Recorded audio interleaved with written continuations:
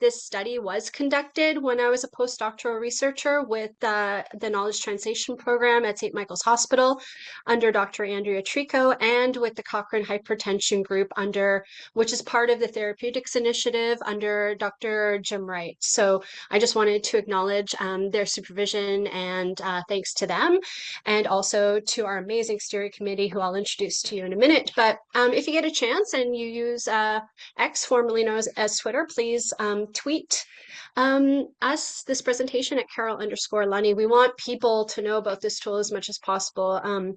Yeah, okay, so I just wanted to say that we did get funding from a CIHR project grant from 2021 to 2023. And I have no conflicts of interest to declare. And I myself am situated in the traditional, ancestral, and unceded territory of the Musqueam, Squamish, and Tsleil-Waututh Nations. And so I do want to acknowledge that it is their traditional, ancestral, and unceded territory. I just want to introduce the steering group, who basically taught me everything I know. And so that's Julian Higgins, Ian White, Sophia Diaz, Brian Hudden, RG Veroniki, Jim Wright, Penny Writing, and Andrea Trico. And just as a caveat, I just want to say I am not a statistician. I'm a methodologist, so I specialize in bias and quality of studies. So it was mostly the steering committee that steered, the direction of the tool, and who had the expertise in order to put that through. So I want to acknowledge that. We also had amazing clinicians in our team, and also experts in tool development. We also worked with students over the course of the study, and an international group of stakeholders. So before we move on, I just want to get a sense of what everybody's expertise is out. Half of the audience hasn't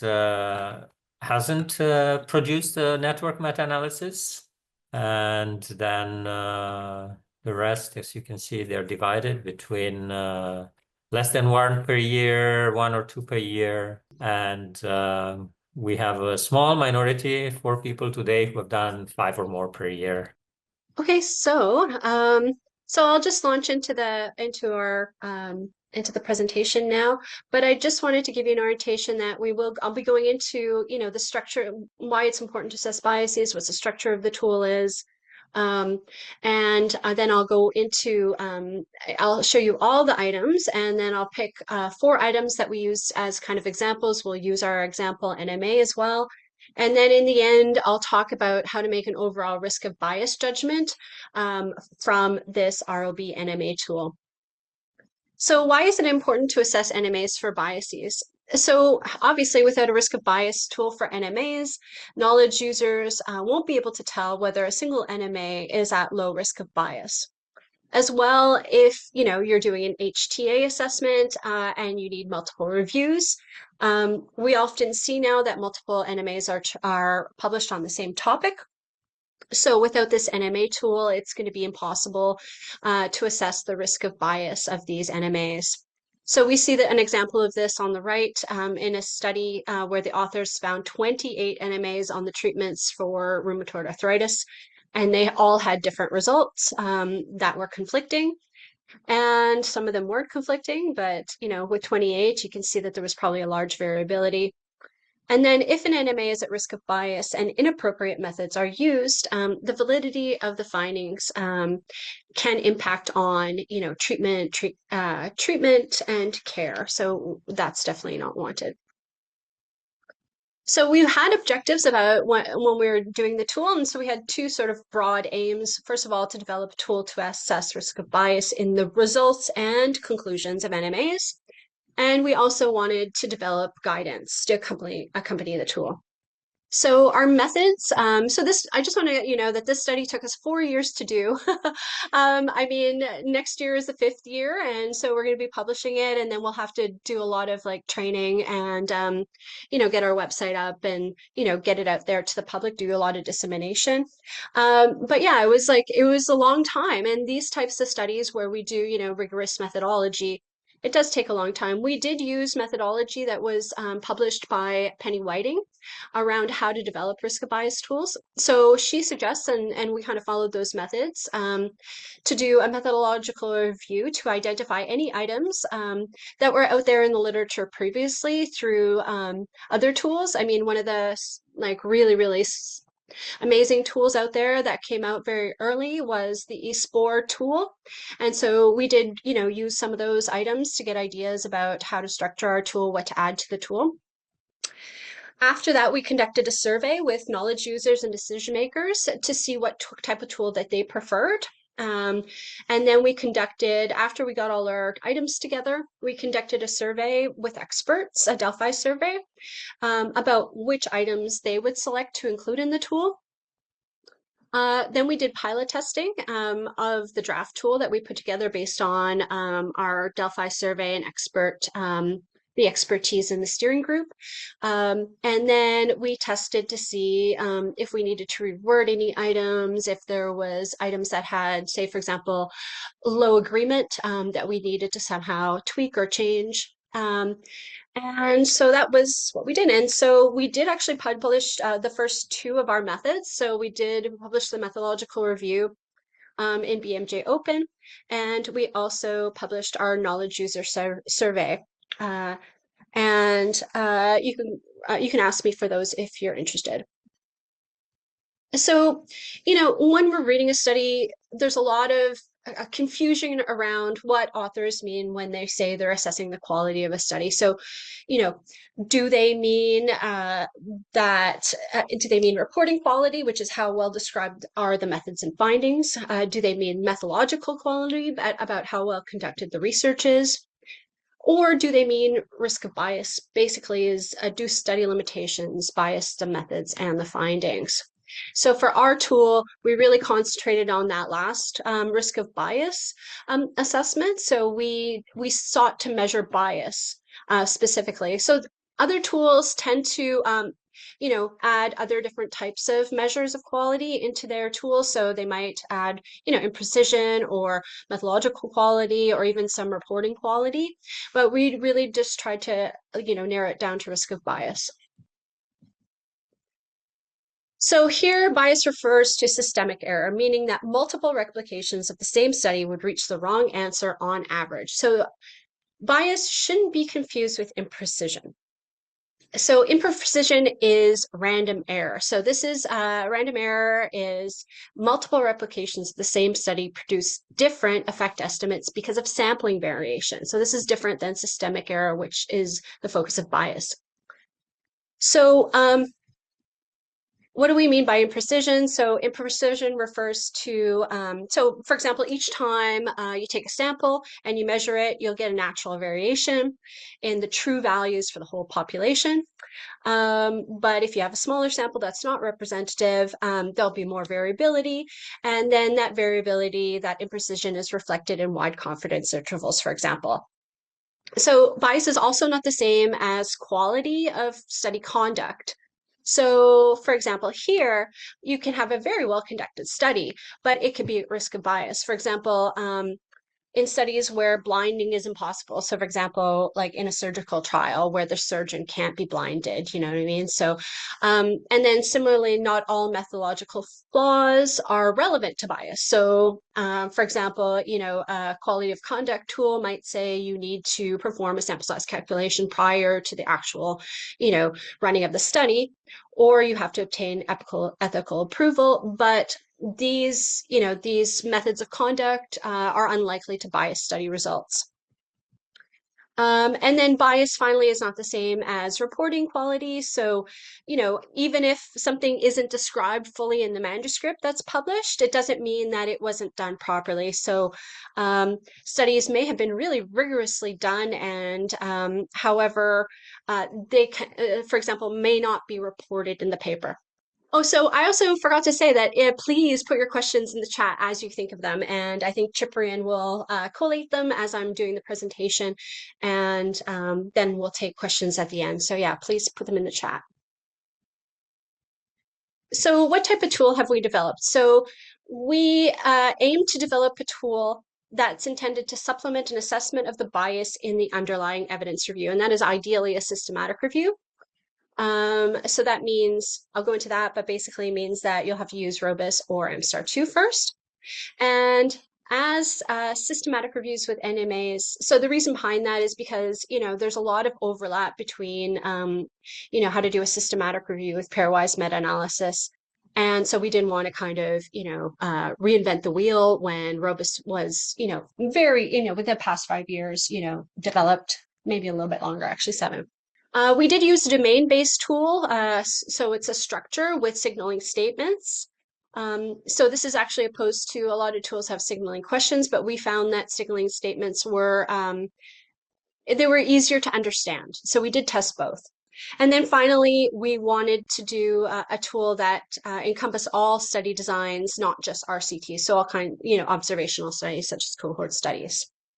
Okay, and then one thing we really wanted to do as well is we wanted to assess both bias in individual NMA results and authors' conclusions. So this is kind of an important point. I'll probably go over it a few times in the presentation, but these are two different things.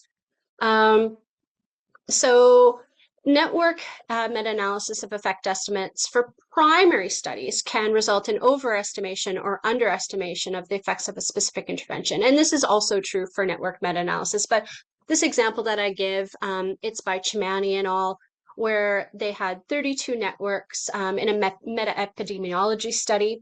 And no surprise here, but the studies exaggerated the true effect of the intervention, which might have been due to publication bias or maybe small study effects. So our tool focused on first identifying bias in the results of an NMA. So bias can be introduced when interpreting the NMA results, but they can also lead to false conclusions or misrepresented conclusions. So here we could say, the conclusions maybe have spin. So spin means biased misrepresentation of the evidence, perhaps, to facilitate getting published, or kind of wrongly, erroneously misinterpreting the evidence. So without, it's just kind of, I guess, a mistake by the authors.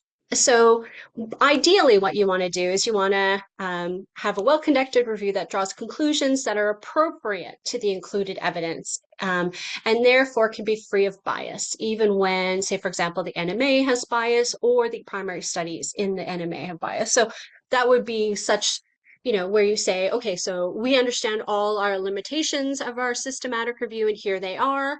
And so the conclusions can be unbiased. So also one of the other things about our tool is our NMA tool is used to assess one network in a systematic review. So that would be based on, say, for example, one network, one outcome, one result. Because often systematic reviews have multiple NMAs. One network itself could have multiple outcomes. So there could be multiple NMAs for each outcome. Say, for example, if they're doing a sensitivity analysis.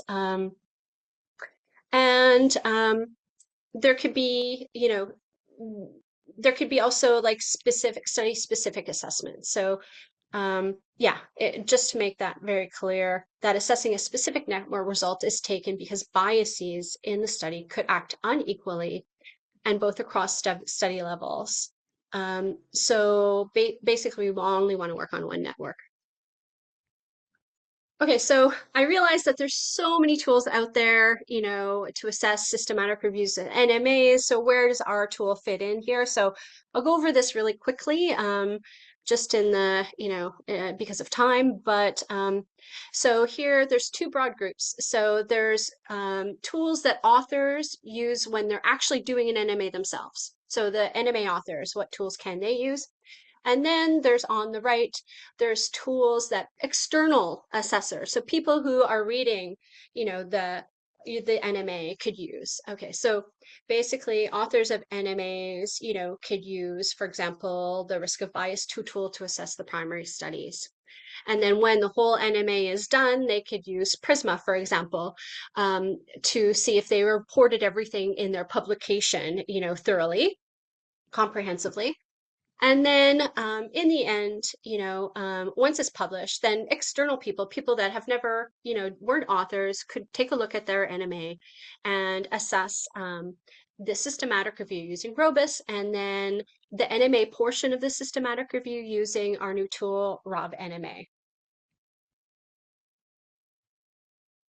So we did write up guidance through an elaboration and explanation document, which is part of that BMJ publication that's going to come out. So yeah, we will be publishing. It has been accepted, so we expect publication either in December or January of 2025. So in that BMJ publication that's going to be coming out soon, we have, we have very, very thorough explanations of each of the items. So you can have a read of that. And it contains the background to each item, so kind of an introduction to the item.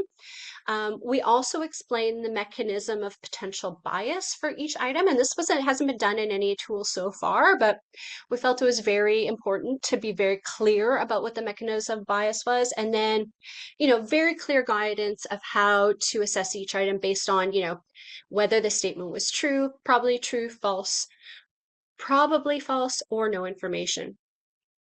We will be coming out with a website as well. It's called nmabiastool.org, but it's under development, and we'll also have training videos. So expect an announcement about that coming up soon, probably again, whenever the publication comes out. So that will be either December or January. So this is what our tool looks like. I mean, this is like, we tried to fit it into one page, but this is a preliminary look at the structure of the tool. So there are three domains of the tool, namely interventions in network geometry, which you see on the left, effect modifiers, and statistical synthesis. In total, there are 17 items across the three domains. And those signaling statements so those domain contains 4 signaling statements for domain 1, 4 for domain 2, and 9 for domain 3. So our tool works by using a set of reasonably factual statements to help authors kind of determine the bias across these three domains. And as I mentioned, you could say true, probably true, false, probably false, or no information to them. So true and probably true are just pretty much the same, but they just express like different levels of certainty in their response. So I mean, some people don't want to say completely true. They're like kind of wishy-washy about it. So we wanted to kind of incorporate that.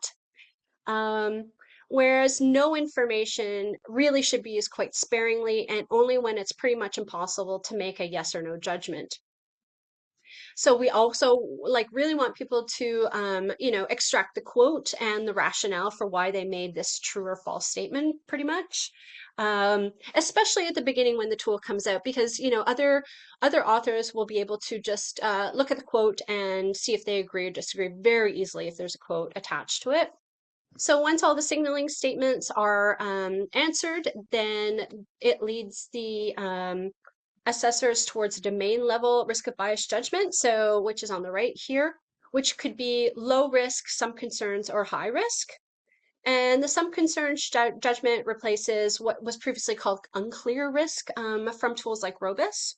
And then finally, we have an overall judgment, which is rated for the specific NMA result, and also, conclusions. And so this would be, you would answer this to be concerns, some concerns, or no concerns. So I just wanted to use this example, Samara 2020, and it's about basically all available treatments for insomnia in the elderly. And here, when you're doing assessing an NMA, you want to know which network that you're of interventions you're going to be assessing and the outcome. And so for this one, we're going to be assessing the pharmacological interventions, and our outcome that we'll be assessing is total sleep time, which is measured in minutes and is a continuous variable presented as mean difference in this publication.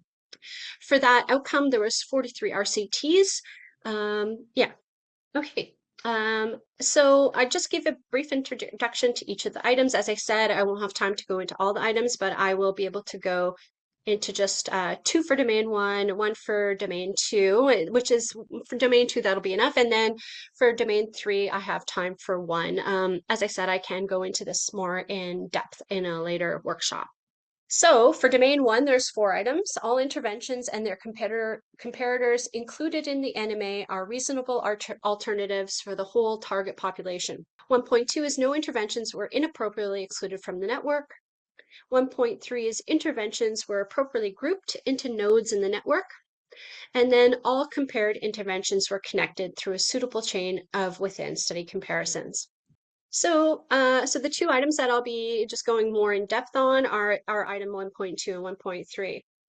So this one is no interventions were inappropriately excluded from the network. And this is, there's also a robust item about this, but we wanted to make sure that when, external assessors were looking at that specific NMA, that they were able to check to see that, nothing was excluded in that specific network. So this is why we have this.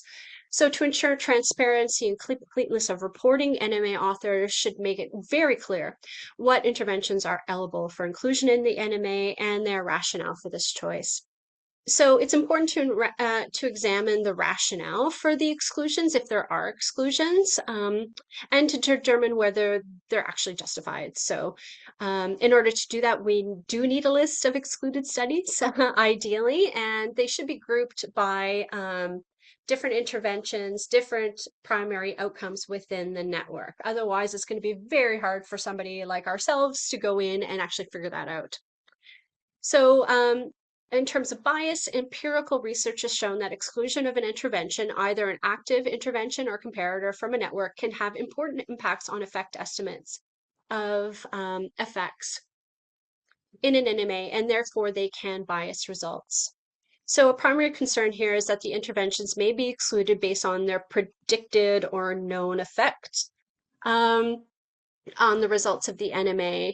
And so yeah, we really just want to make sure that nothing untoward was done. So here I just want to also show you, this screenshot here is from our actual publication. So I mentioned that we have here, 1.2 is the title of the item. We also have a little bit of background, which I just kind of went through a little bit. We have what is the source or mechanism of bias here.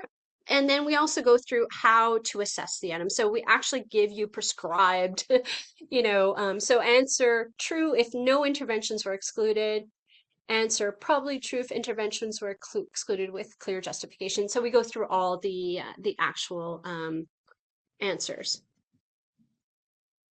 So I'm going to go through 1.2, 1.3, and then I'll give you that Samara example after that. So domain 1, item 1.3 is interventions were appropriately grouped into nodes in the network.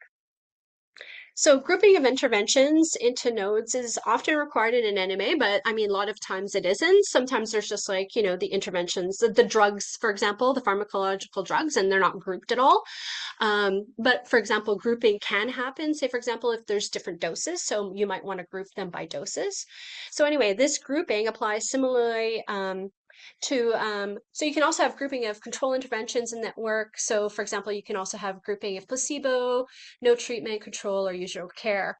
And so I just wanted to make a note here about usual care. So studies from the 1980s to 2023 may have very different definitions of standard of care, usual care.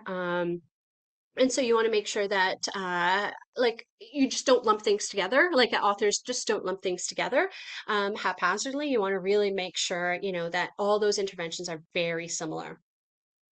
So so that means, what does it mean when I say very similar? I mean that they're not expected to differ in their relative intervention effects. So here, bias may arise for the target question if the effects estimated by the combined interventions does not reflect the effect that would be observed in the target intervention.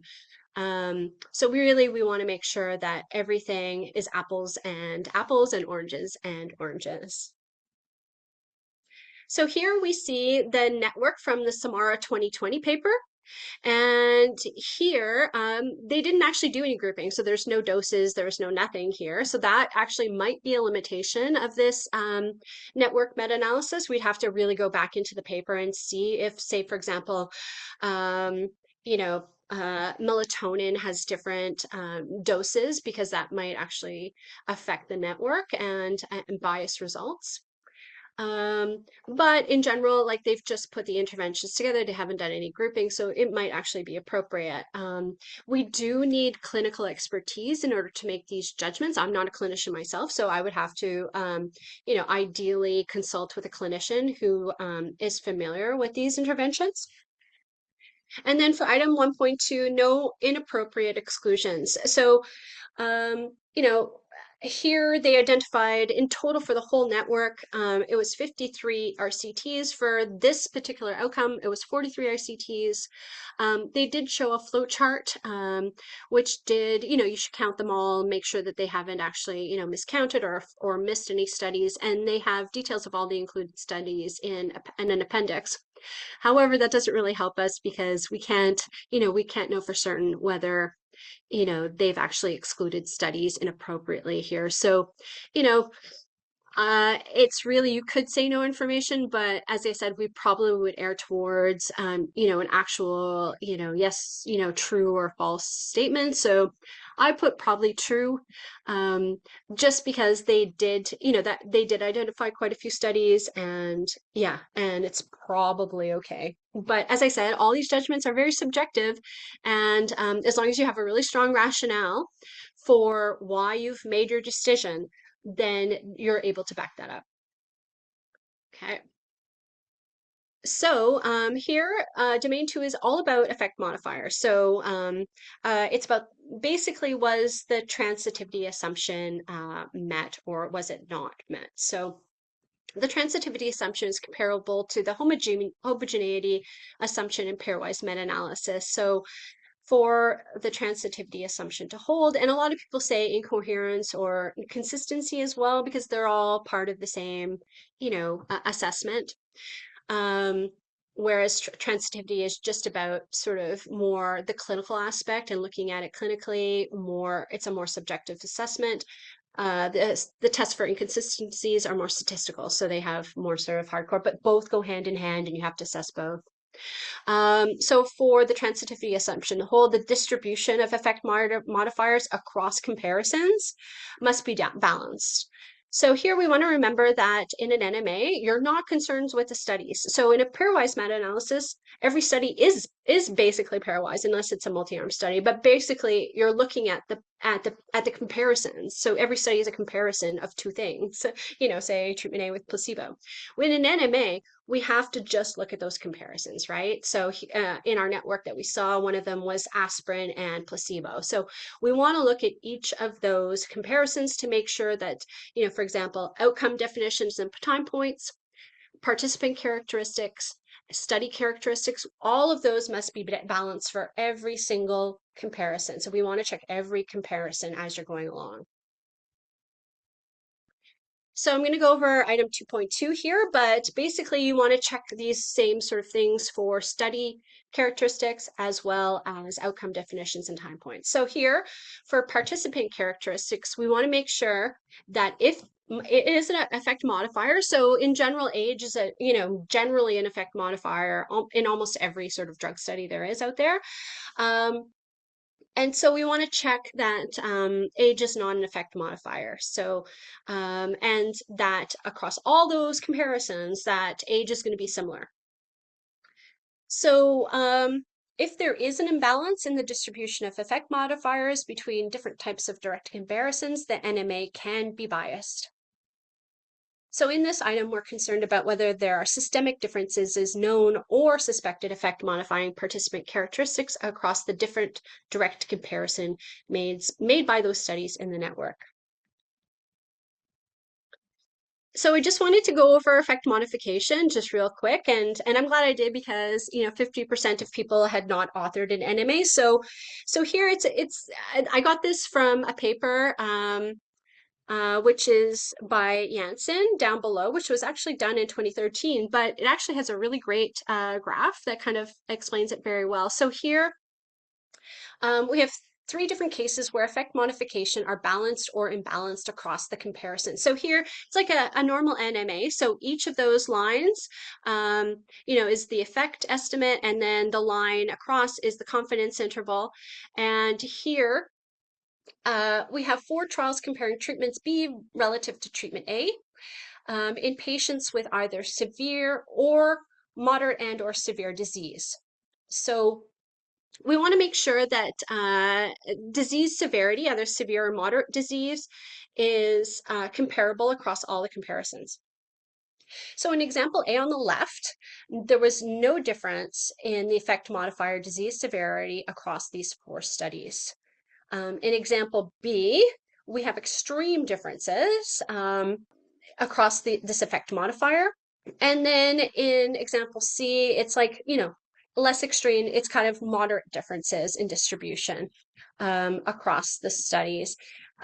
So one of the ways to see that is actually if there's like, a lack of overlap. So in example B, in the confidence interval, so you see like the top one, like the studies severe, moderate, severe, and moderate. In example B, there's no overlap of the confidence intervals. That blue at the bottom is the pooled effect. But in example C, you see that there is some overlap in the confidence intervals. That's why we say it's kind of moderate differences exist. But then you'd have to do your homework and look at subgroup analysis and meta-aggression to see where that variability is coming from, where that heterogeneity is coming from. Okay, so having said that, here's our example of Samara 2020. So the authors deemed that age and disease severity were possible effect modifiers in this systematic review. So what you really want to do is you want to control these potential effect modifiers right at the beginning at your inclusion criteria, so you have a very homogeneous population. So they did include older populations with a minimum age in their inclusion criteria of 65 years. In the end, they had a median of 73 years in the populations that they ended up including. And they also examined the box plot of distribution of age across the interventions, so not across the comparison. So that's a little bit unusual, but I think one of the struggles that these authors had is that there was very few studies per comparison. I think one comparison maybe had 1 study. So ideally, we want to see the distributions like I showed in the previous slide by comparison, because that's what we're really concerned about. So the manuscript reported that the few studies available per comparison did not allow firm conclusions about the absence of imbalance in effect modification. And in most comparisons, only 1 study was available. So, they said that basically they didn't have enough studies to be able to make any firm conclusions about the effect estimate, so any effect modifiers.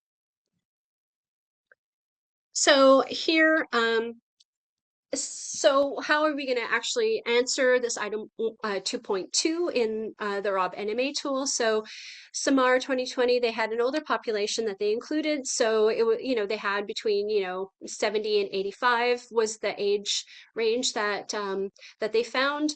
And they also had they controlled for disease severity at their inclusion criteria. And therefore, we can probably say that, what I mean, those effect modifiers are probably balanced, even though it's very hard to tell because there's very few studies. So here, again, you have like the option of different answers, but I probably would say true because, yeah, they did do a very good job of, restricting their inclusion criteria on those 2 effect modifiers. Okay, so here's domain 3, and this is the synthesis domain, and there are 9 items. And the first one is the analysis respected within study randomization. 3.2, no publication bias or other selective non-reporting biases were suspected.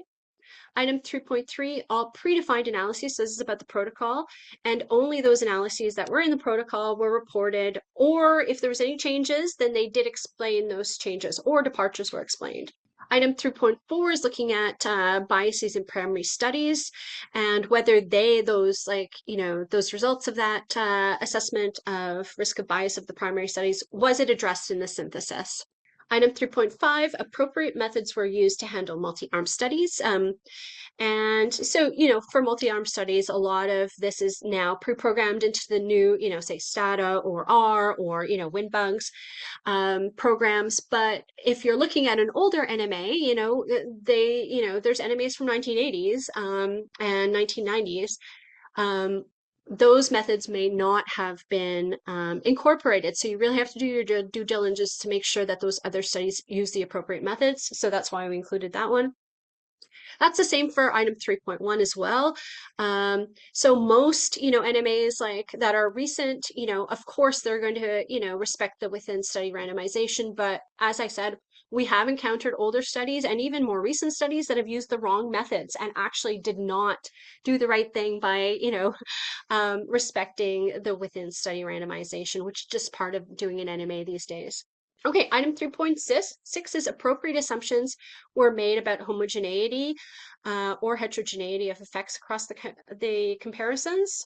Item 3.7, there was no evidence of conflict between direct and indirect estimates of the same effect. And so this is about inconsistency and incoherence. And item 3.8 is about if they did find conflicting results between the direct and indirect evidence, whether this was addressed. So what did they do to kind of reconcile that? And then finally, if a Bayesian analysis was performed, was the choice of priors appropriate? Okay, so I'm just going to look at item 3.7 for this one and use our example. So item 3.7 was there was no evidence of conflict between direct and indirect estimates of the same effect. So very obviously, if there's any kind of incoherence or inconsistency, the NMA is not valid. And this is when the direct and indirect evidence does not agree. And the conflict between these two could lead to bias in the network. So, you have a true effect, but if there is inconsistency in the network, it's going to skew that effect estimate. So here for our example for Samara, I'm going to go through it a little bit just to let you know is that they were also unable to make, to do this. So, one of the reasons why I'm showing you this example is because it's never easy to do these assessments. There's always, a struggle about how to answer these, these questions. And your judgments are subjective, but as long as you have a very, very strong rationale, write it down, you've thought about it, you've really looked at, the clinical condition itself, then you can present to others and actually have like a strong, judgment. Okay, so here again, this is about conflicting results and whether they are appropriate addressed if there was any. So an NMA is not valid when the direct and indirect evidence are in conflict. So here, the authors use the cinema tool to assess incoherence, or here they call it, inconsistency. They call it incoherence here because that's what cinema uses. They also did it by themselves, in their program, but then they incorporated it into cinema. And actually, cinema does a really great job of looking at consistency. So they examined each comparison within cinema. And here you see at the top, you see the comparison. So the first one is aspirin versus doxepin. And this is indirect evidence here. And they do say that there is incoherence or inconsistency in the network. So that means that the direct and indirect evidence do not agree. So here from the quote from the study, it says inconsistency of the networks was not measurable since there were no or just one or two closed loops of evidence in each network. They also actually went on to say that, despite, so even though there was only a few closed loops of evidence, there was also like only one study, or two studies per comparison, which means that there's a lot of variability. So I'll just show you what we mean. So we need, in order to assess consistency, you need closed loops. So here, I just wanted to show you what a closed loop looks like. So here in blue, we see the total sleep time. So this is the network for total sleep time or outcome. And here I've put in blue the closed loops actually. So we see this one large one and then a small one. Those are most probably multi-arm studies where it's only, 2 to 3 comparisons. So here, the authors state that consistency can be assessed. Actually, this is part of our, for item 1.3, we actually say this in our thing. So consistency, which is the statistical manifestation of transitivity, can be assessed only when there are closed loops in the network. A closed loop is defined as a set of contrasts, so comparisons, for which independent sources of direct and indirect evidence are available. So you could do this, if there's closed loops, you can look at the whole network as a whole, or you can do kind of a localized method to assess that. So here they said they basically didn't have enough data to do that. So we don't know if there's inconsistency or not. So what does that mean for us? How are we going to answer this item? So since there's only a few studies available for comparison, there's only 3 closed loops of evidence, 2 or 3 closed loops of evidence. I'd have to actually take a look to figure out if that was actually the case, how many loops there are. We could either answer no information, because there are insufficient data to make a judgment about the the comparability of direct and indirect evidence. Or we can say false or probably false, because we do suspect, because if we had the clinical expertise, we can, perhaps suspect that a particular closed loop had a high likelihood of inconsistency. As I said, I personally don't have that expertise, but we could consult with somebody to be able to do that. So a quote from Samara was, "The majority of the estimates were uncertain because there were few studies per intervention and even fewer closed loops." Okay, so you've done all of that. You've done your risk of bias using the ROB NMA tool for the NMA. And ideally, before you do that, you want to use another tool, either Robus, ideally Robus actually, because it does assess risk of bias, to look at the whole review. So the systematic portion of that review. So for those of you who are not familiar with Robus, I know that there was, I think, about 40% of you who had never used it. Robus this is kind of a screenshot of it, and it's a domain-based tool to assess the risk of bias. So it actually has 4 domains, but when you're doing an NMA, so you're only going to be assessing 3 of those domains because the ROB NMA tool incorporates domain 4. So the first phase of the Robus is to assess the internal validity of the study. So you want to make sure to assess the relevance. So you want to see if basically the systematic review's objectives match those of the person who's going to be using that systematic review with an NMA for their purposes. So the user's question. So, that user could be like a HTA consultant, or, worker, a guideline developer, for example, or somebody who's doing an overview of reviews. So they might have a different question. You want to make sure that those two, the question of the objectives and question of the systematic review with NMA, match what that target question is of that user. So that's looking at internal validity. And then you would go on to assess, external validity, and then you would go on to assess internal validity using phase 2 and these questions. So I won't go into this, but there's basically the 3 domains that we're concerned with, which is study objectives and eligibility criteria, identification and selection of studies, and then data collection, extraction, and actually risk of bias assessments or quality appraisal. So I just want to mention, you would not do assess domain 4 in Robus. You would just move on and use the ROB NMA tool. So once you've done Robus, you've assessed the systematic review using Robus, and then you've moved on and done your ROB NMA assessment, which is the NMA level assessment.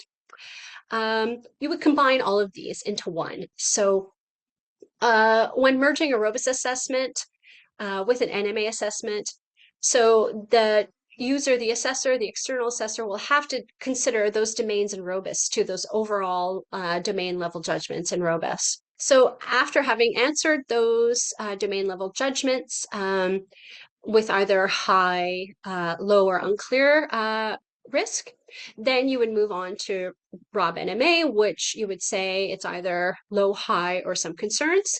And then you would consider all them together to make an overall risk bias judgment about the results or the conclusions. So here, again, we have 2 different things. So do we want to assess just the results, or do we also want to look at the conclusions of that systematic review with NMA? So Which of these, the external assessor is interested in will depend upon the purpose of that risk of bias assessment. Yeah, so we do recommend that you use Robust, but people could also use Amstar too. And then finally, we did test the results of our tool, and we had 21 experts in NMA. And actually, they weren't always expert. We also had people who were kind of who weren't statisticians in NMAs. We had also some clinicians who used the tool. So we had like a broad range of people to pilot it. We found that there was percentage agreement ranging between 62 to 100% for all the 17 items. The mean time was, 1 hour, 19 minutes. And that ranged from, 30 minutes to 150 minutes is probably, it's probably the higher end. I think, somebody was probably going quickly when they did in 30 minutes. But also just to make sure that, that this time doesn't include the time that they actually read the systematic review itself. And then based on this piloting feedback, we did make a few changes, for example, to item 1.2 and 3.1 and their explanations to make things more clear. So, in conclusion, our tool assesses the potential bias in the NMA results or conclusions. It contains 17 items organized into 3 domains, and these were interventions and network geometry, effect modifiers, statistical synthesis. And we developed guidance, which explains both the background, the mechanism of bias, and how to assess each item for each response. And that's for each of the items in the tool, as well as the overall judgment for the results and the conclusions. We also go into that. And as mentioned previously, our publication will be coming out in the BMJ imminently, December or January. So if you're interested, we can send that out to everybody who signed up for our webinar today.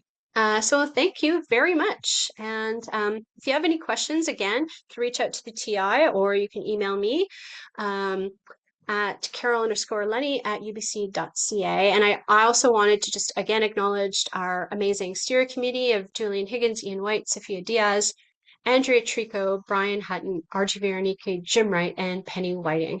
Thank you, Carole, for a wonderful presentation. Wow, it was a whirlwind tour of the tool, and now I Yeah, we understand only have a few minutes, eh? why you need more time. Yeah.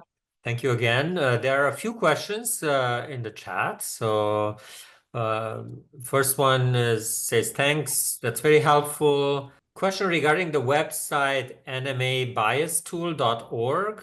I was wondering if that would be connected to riskofbias.info website. Yeah, we will, well, actually, and maybe not that one because the risk of bias website is just about primary study tools, I believe. So I don't think it's going to be attached to that one, but there is the Latitudes website. If you haven't heard of it, it's actually being run by, I think, Penny Whiting and her team. So again, it's the Latitudes website, and our tool will be housed on that website as well. So the next question, is there more guidance on lumping nodes, especially when contrast data was not available? Yeah, there's actually quite a few studies out there on the topic, and we do reference quite a few studies in our kind of background methods. So once our tool paper comes out, you'll be able to look at those. But I mean, I would definitely just look, search for, lumping, grouping, nodes and networks, because I found, and there's more coming out, as time goes on. But I definitely found at least 5 seminal papers on the topic. Thank you. And another question, can this tool be used to help make decisions on NMA generation? For example, is there guidance on decision making between including a study in your network that has heterogeneity in a TEM versus excluding such study, especially in the case where it may be the only study with a specific intervention of interest? Could level of concern of bias vary based on this choice? Or is the idea more to identify, report the potential biases these types of decision may introduce to the NMA and encourage considering scenario analysis in such a case? Okay, so I think there's like a few things going on in that question, but I think the first part of the question about the primary study, if it has bias, if it's the only one, that might have, which is the intervention of interest. There's a really good paper out there on the feasibility of doing an NMA by Shannon Cope and colleagues. And you could look up feasibility of NMA, and her last name is COPE. And that is just like an amazing paper. I've been working with that myself in that method, and it really goes through how to actually, the scenarios that you are talking about, what if there's a study with bias? What do you do there? But also to just let you know, like, so our tool is only at the NMA level. So that's all that this is doing. So once the NMA is published, that's what we're looking at here in our tool. We're not kind of looking at what goes on previously to that.